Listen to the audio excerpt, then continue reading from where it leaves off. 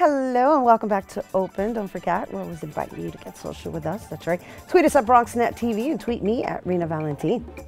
So here we go, people. An estimated 1 out of every 10 Americans suffers from an eating disorder in their lifetime. And Project HEAL was started by 2 teenage girls who met while undergoing treatment for anorexia and then wanted to help others through their recovery.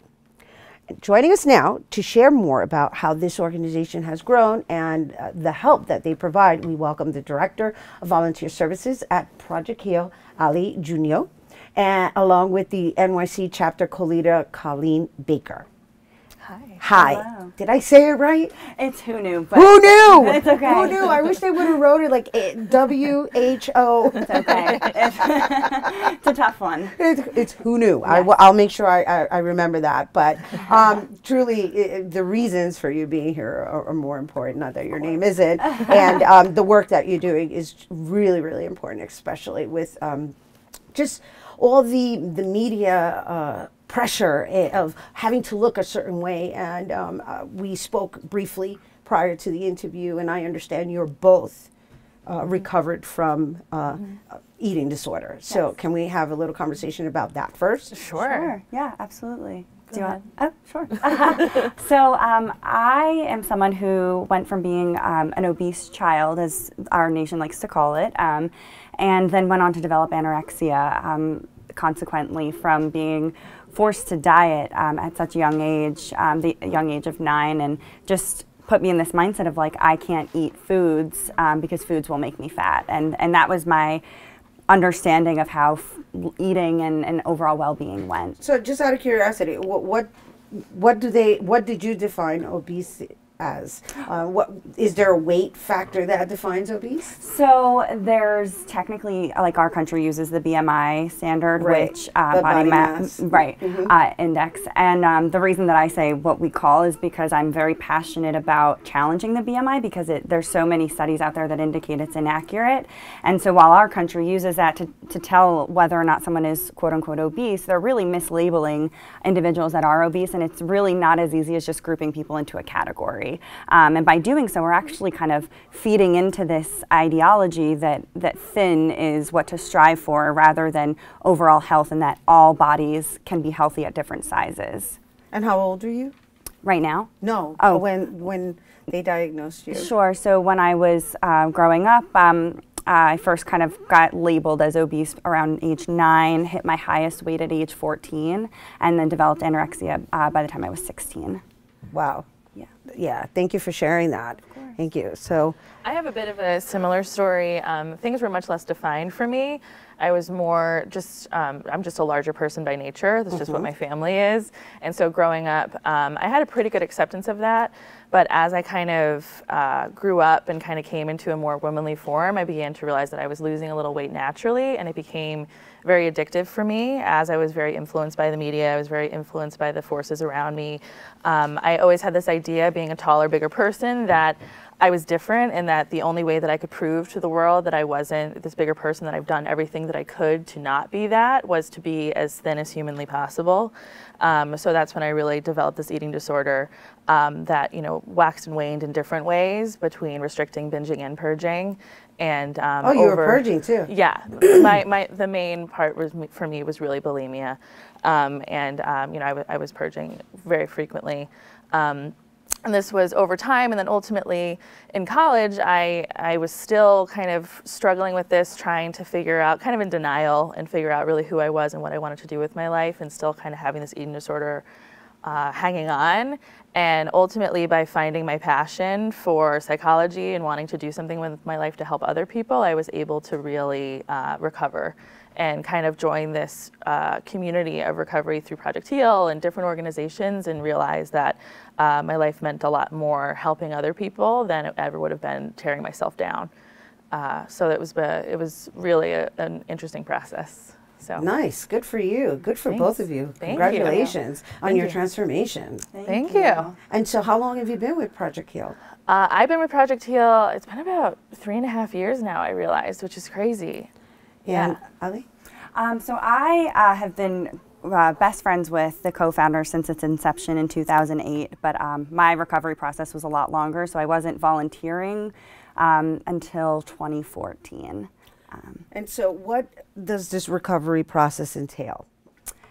So it's really different for everybody. I know some people who can go to treatment, they can go inpatient for like 30 or 60 days or even 90 days and come out and they're okay and they can kind of work on an outpatient basis. I spent many years going in and out of different residential programs, different hospital programs. I actually spent over 1.5 years in treatment that thankfully was covered by my insurance in Utah.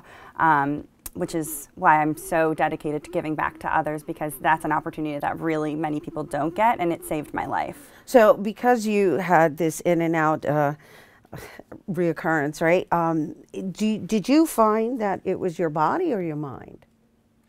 So there's It's both. I think eating disorders are definitely much more mentally based. There's, of course, that physiological component where your body needs to take that time to heal.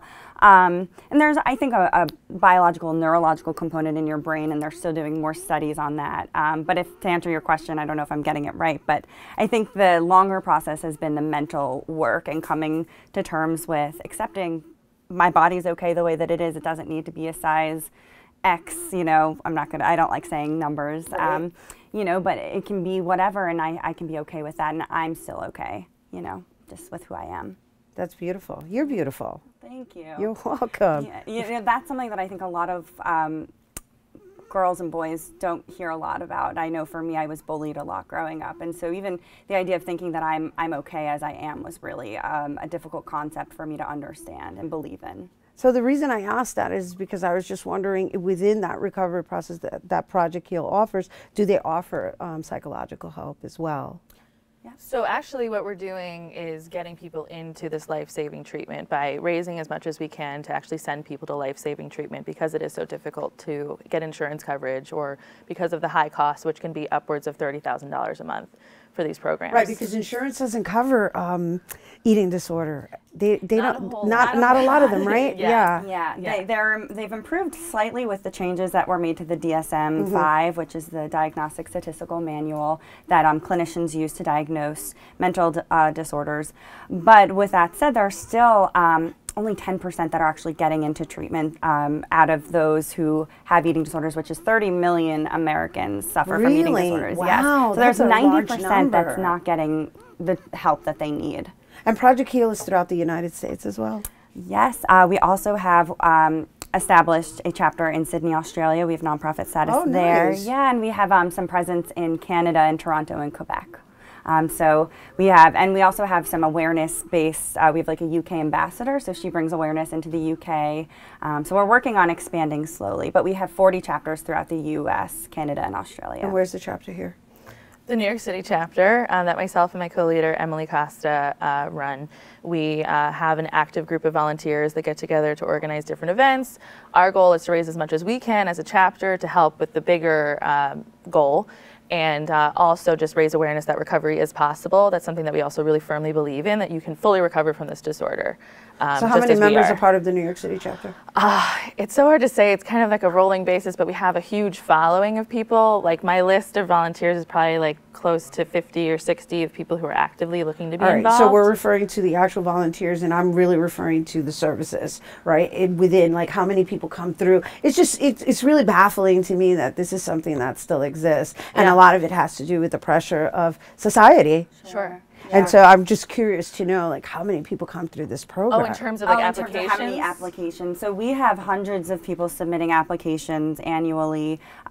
We've covered so far, we've provided about 70 applicants with treatment, and that's fully all levels of care. We set them through every step of the process and make sure that they are at the end in a good place. So it's a lengthy process, like I mentioned before. And it sounds like like it takes time. There's a commitment. There's a time commitment, and that wasn't to disregard the volunteers, because these are people giving up their time. They're giving their time to assist in this process. So, before we go, do you have any words of encouragement to anybody that may be listening that may need help? Yeah, I have lots of words of encouragement. But we don't have much time. What I would say is that loving yourself at whatever size you naturally land is one of the most freeing experiences that I've been able to go through, and I really hope that everyone can find that. And I have a life quote: "The mightiest oak in the forest was just a little nut that held its ground." That's what I use for recovery, and if you keep pushing, you can get through this. It is possible. Beautiful. Thank you. Yeah. Thank you.